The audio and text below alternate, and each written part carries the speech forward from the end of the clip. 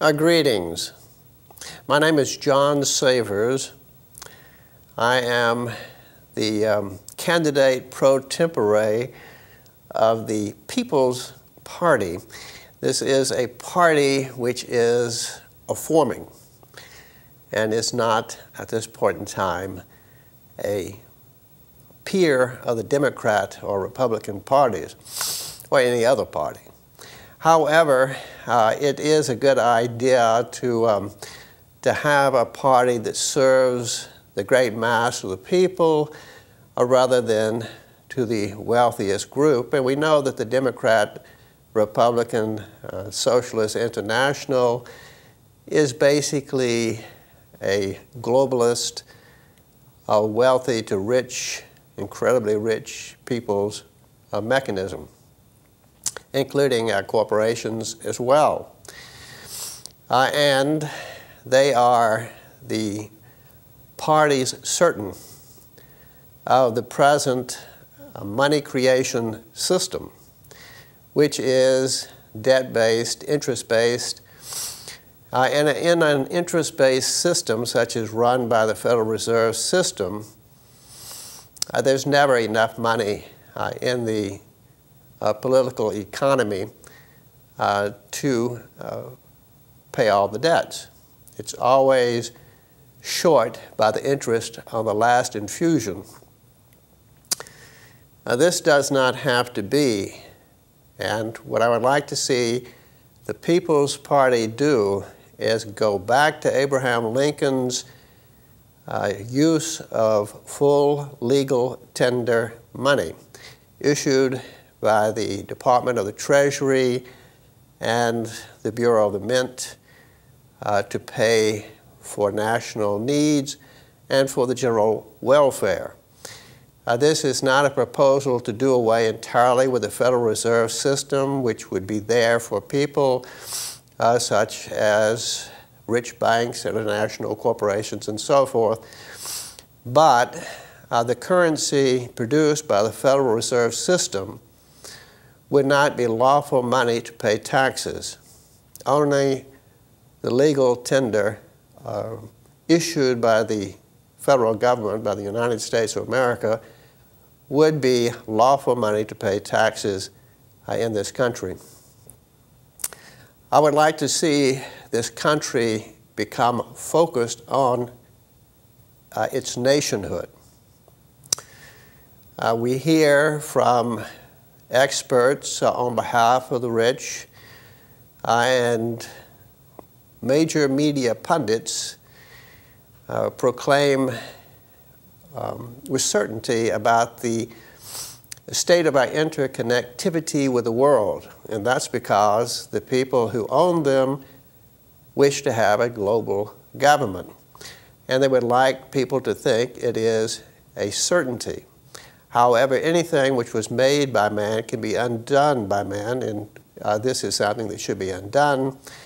And the United States of America, its people, through the People's Party, should show other nations a better way.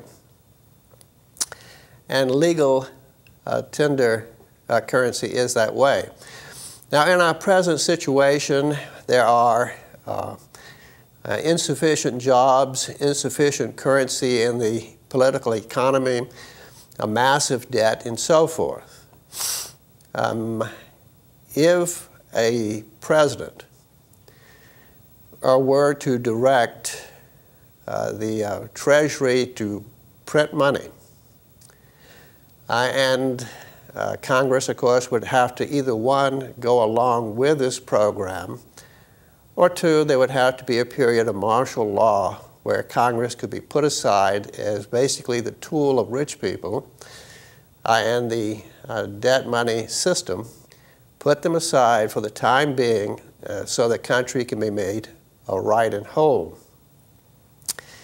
The idea is not to irresponsibly print money, but to understand that assets are assets, whether they're owned by the nation or by individuals, and assets are transferable.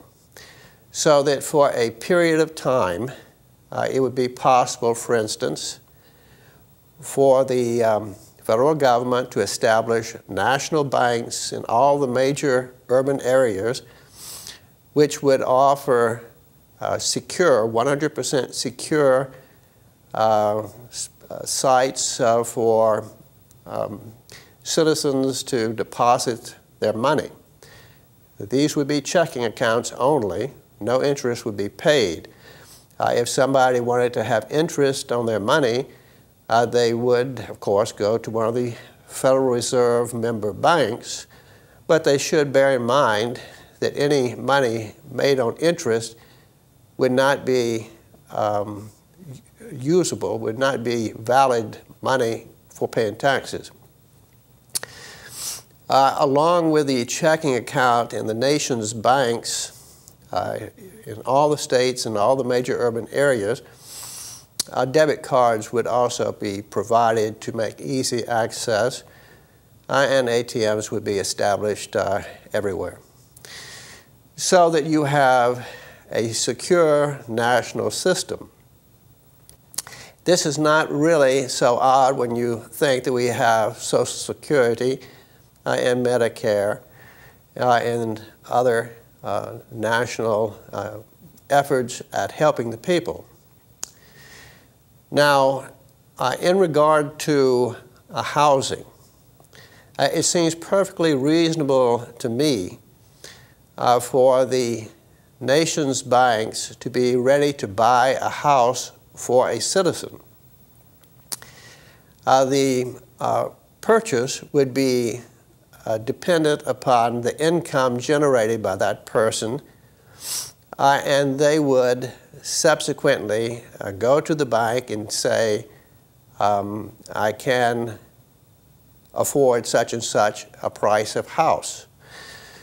This would be verified, and if all is well, then the national bank would buy the house desired by the citizen, and the citizen would go into a contract to rent to earn, a rent to buy.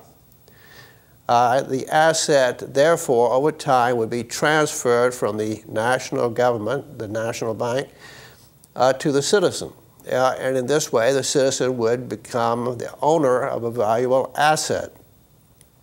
No interest is involved whatsoever in this. However, it's normal that over time, the asset may be appraised at a higher or lower value depending on improvements or the opposite. Nevertheless, this would be a way in which all citizens could have housing, and it would be I think, a comfort to the people to think that their government would help them in this way. And it creates a closer relationship, I think, between the people and the government. In a similar way, the government should just issue legal tender money to Social Security recipients. They are people who are usually spend the money that they get pretty much each month, so that there would be a flow of currency through the political economy. The same would apply to government workers, to the military, and so forth. Now, if someone did not want a company, for instance, providing military gear to the United States Army or Navy, Marines, Air Force, if they did not want to accept our full legal tender national money, then we would simply find somebody who did, or that company would be expropriated. The management would be changed. A nationalist interested group would be put in charge of the company, and it would be spun off to operate freely. But certainly in connection with our military, they would provide the materials as they had in the past, but this time accept our legal tender money. No one would be allowed to sabotage the money, and that's one of the reasons Congress has to be set aside, maybe. The Democrat Socialist, Republican Socialist International would certainly have no interest in the People's Party. It's not theirs. Plus, the People's Party would have the great mass of citizens as its aim, its concept of the general welfare, while the Democrat-Republican Party has very rich people and certain interest groups as their primary source of interest, affinity, with whom they work closely. So there is not a real simpatico between the national people and the national good and the Democrat, Republican, Socialist International with their globalist framework. There are many such ways in which money can be infused into our system, and that would include the infrastructure where roads and bridges and tunnels and things of this sort, wharfs, maritime matters, these could also be funded immediately through the issuance of national currency to the people. And insomuch as our roads, our bridges, our tunnels, and so forth are assets of the nation, they would be accounted as such.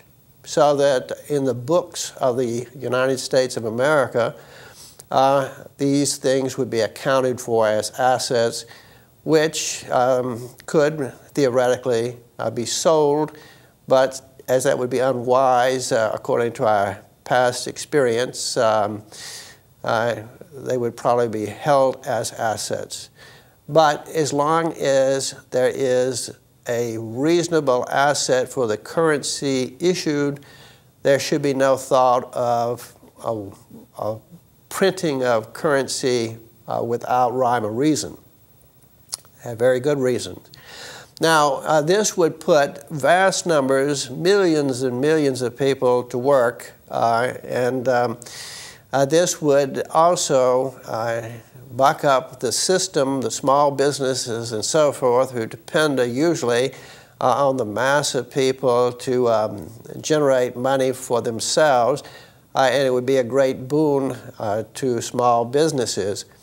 And the national banks also might be in the business of listening to proposals by American citizens for business enterprise, and if thought reasonable, that this enterprise would be bought, as it were, or funded by the national bank, with the people who run it, who had the original idea, just as in homes, renting to buy. They become initially just the officers and over time owners of the company which they had dreamed of and which the national government has made possible.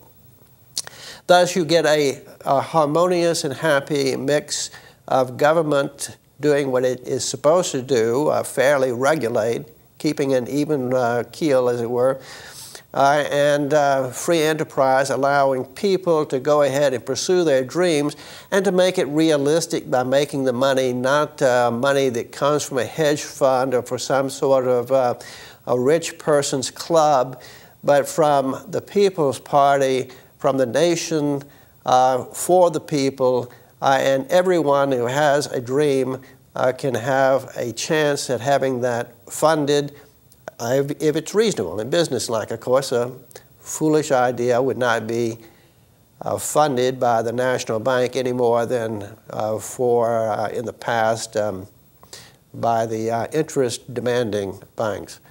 So these are some of the ideas that I think are good and should be put into production in the nation by means of the forming People's Party. And we will talk more to you about this in other segments.